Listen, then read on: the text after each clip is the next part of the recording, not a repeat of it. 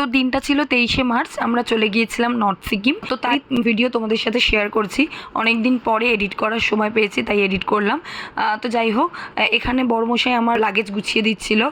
তো অনেক দিন আগে থাকতেই আমরা ডিসাইড করেছিলাম যে একটু একটু করে গোছাবো, কিন্তু সেটা আর হয়ে ওঠেনি। সেই যাওয়ার দুদিন আগেই আর কি করা হয় প্যাকিং। বড়মশাই নিজেরটা আগে করে নিয়েছিল, তারপর আমি করতে পারছি না দেখে আমি জাস্ট সব কিছু গুছিয়েই রেখেছিলাম, ও ভালো করে প্যাকিং করে দিল। তো দেখো এখানে আমাদের পুরো ব্যাগ পুরো রেডি হয়ে গেছে। তো এখানে রেড লাগেজটা ওর ছিল আর সি গ্রিন কালারের লাগেজটা আমার, আর সাথে ছিল আমার এই ছোট্ট ব্যাগটা। তো যেহেতু আমাদের ট্রেনের টাইম ছিল রাত্রির 10টার সময় আর দিনটা ছিল শনিবার, তো সেই জন্য আমরা কেউ নিজেদের কাজ অফ করিনি। তো যথারীতি আমিও সমস্ত ক্লাস করিয়ে বাড়ি এসে রেডি হচ্ছিলাম। তো এক্সাইটমেন্ট ছিল প্রচুর, কারণ এটা ছিল আমার ফার্স্ট ট্রিপ, আর তার উপর আবার পাহাড়, মানে আমার চোখে দেখা প্রথম পাহাড়। যদিও বড়মশাই গিয়েছিল আগে, শিলং গিয়েছিল অফিস ট্যুরে, কিন্তু আমার এরকম দূরে জার্নি বা ট্রেন জার্নি কিছুই হয়নি, কারণ সেরকমভাবে ঘোরার সুযোগ হয়ে ওঠেনি। তো যেহেতু মা বাপি আমাদেরকে ছাড়তে গিয়েছিল তাই আমাদের একটা গাড়ি বলা ছিল, তো সেই গাড়ি করেই মায়ের আবার রিটার্ন করতে পারবে, কারণ যেহেতু আমাদের রাত্রি 10টায় ট্রেন ছিল। তো তাই মা বাপির আসতে অসুবিধা হবে, যার জন্য আমরা একটা গাড়ি বলে দিয়েছিলাম। তো যাই হোক, আমরা হাওড়া স্টেশনে পৌঁছে গিয়েছিলাম সময় মতোই। তো ট্রেন ছিল আমাদের রাত্রি 10টা, পাহাড়িয়া এক্সপ্রেস। তো এই হচ্ছে আমার বান্ধবী রিঙ্কি, তো ওরাও যাবে আমাদের সাথে। ওরা অনেক আগেই চলে এসেছিল হাওড়াতে, আর এই হচ্ছে ওর হাজব্যান্ড। তো ওদেরও এটা ফার্স্ট জার্নি, মানে ওদের 3-4 বছর বিয়ে হয়ে গেছে, তো তারপর থেকে ওরা কোথাও ঘুরতে যায়নি।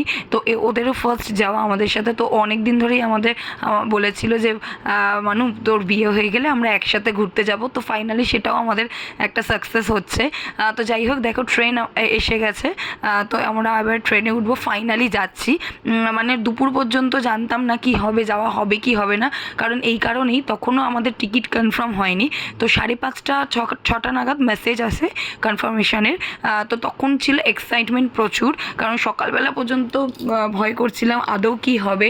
সবাইকে তো বলে দিয়েছি, সবাই তো প্যাকিং কমপ্লিট করে ফেলেছে। এদিকে আমার বান্ধবীও চলে এসেছে কানপুর থেকে, কারণ ও থাকে হচ্ছে ওর হাজব্যান্ডের চাকরি সূত্রে কানপুরে থাকে। তো ও দুদিন আগে চলে এসেছে হাওড়াতে, তো সেই নিয়ে প্রচণ্ড টেনশানে ছিল। তো ফাইনালি আমার একটা স্টুডেন্টের জন্য তো আমাদের টিকিটটা কনফার্ম হয়। তো ফাইনালি আমরা যেতে পেরেছিলাম। পুরো টাইম মতো আমাদের ট্রেন ছেড়ে দিয়েছিল। তো এখানে মা বাপিকে টাটা করে আমরা এনজিপির উদ্দেশ্যে যাত্রা শুরু করে দিয়েছিলাম। আর মা এখানে সকলের জন্য খুব সুন্দরভাবে প্যাকিং করে আমাদের জন্য চাউমিন বানিয়ে দিয়েছিল। তো তার মধ্যে সস আবার স্যালাডও ইনক্লুড করেছিল। তো যাই হোক, রাত্রিটা আমরা এই খেয়েই কাটিয়েছিলাম, কারণ সন্ধ্যে থেকে এত এক্সাইটমেন্ট ছিল, কেউ কিছুই খাইনি। আর মা দুপুর থেকে আমাদের জন্য এই চাউমিনটা বানিয়ে দিয়েছিল। তো সব মিলিয়ে আমাদের রাতের ট্রেন জার্নিটা বেশ ভালোই কেটেছিল। প্রচুর গল্প করেছিলাম, অনেক দিন পর একসাথে সবাই মিলে জমিয়ে আড্ডা। আর যেহেতু সকালবেলা আবার তাড়াতাড়ি ওঠা, তাই আমরা বেশি লেট না করে তাড়াতাড়ি শুয়ে গিয়েছিলাম খাওয়া দাওয়া করে। মাঝখানে রাতের দিকে আমাদের অনেকেরই ঘুম ভেঙেছে, কারণ কি যে কামরাটা আমাদের পড়েছিল, তো সেই কামরায় একটা বাচ্চা ছিল। তো বাচ্চাটা সারা রাত চিৎকার করছিল যে বাড়ি যাব বাড়ি যাব, মানে প্রায় ভোর পর্যন্ত চলেছে। আর বাচ্চাটির মাটা বাচ্চাটাকে নিয়ে সারাক্ষণ ভুলিয়ে গেছে।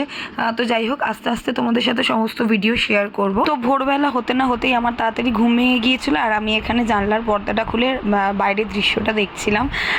তো সকালবেলা উঠেই আমার চায়ের যেহেতু নেশা থাকে, তাই আমি একা একাই চা কিনে খাচ্ছিলাম, বাকিরা সবাই নাক ডেকে ঘুমাচ্ছিল। মোটামুটি আমাদের সবাই এক কামরাতেই পড়েছিল, অসুবিধা কিছুই হয়নি। আমার বান্ধবীদের ছিল পাশের সিটেই। তো এখানে দেখো সবাই নাক ডেকে ঘুমাচ্ছিল, আর আমি সবাইকে গিয়ে গিয়ে তুলছিলাম।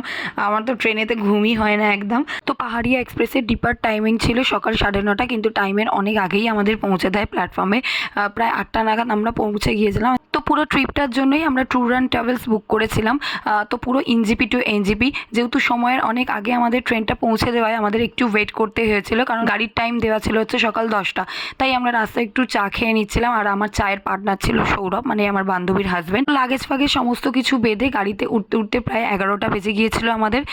তো পুরো জার্নিটাতে আমাদের একটাই প্রবলেম হয়, সেটা এনজিপি থেকে গ্যাংটক পৌঁছানোর সময় গাড়িতে, যেটা আমাদের থেকে 2000 টাকা এক্সট্রা চাওয়া হয়, কারণ কি আগের দিন প্রচণ্ড পরিমাণে বৃষ্টি হওয়ার জন্য ল্যান্ডস্লাইড হয়।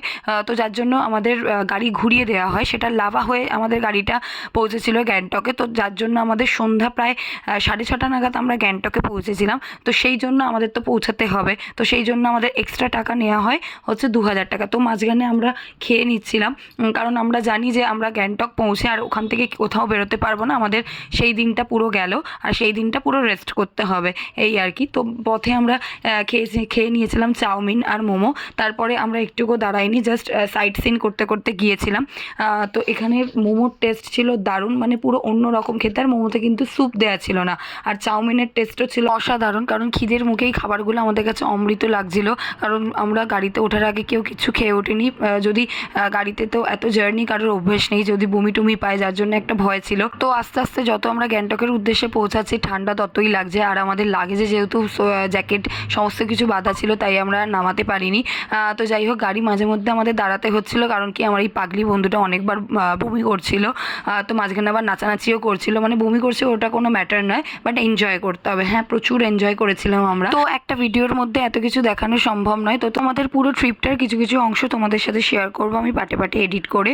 তো নেক্সট পার্টে আমি তোমাদের সাথে শেয়ার করবো গ্যাংটকের কোন হোটেলে ছিলাম অ্যান্ড সিকিমের কোন কোন জায়গায় ঘুরলাম, আমাদের লাচুংয়ের জার্নিটাই বা কেমন ছিল, সেই সমস্ত কিছু ভিডিও নিয়ে আসবো খুব তাড়াতাড়ি। ততক্ষণের জন্য টাটা, সবাই ভালো থেকো, সুস্থ থেকো, আবার দেখা হচ্ছে নেক্সট ব্লগে।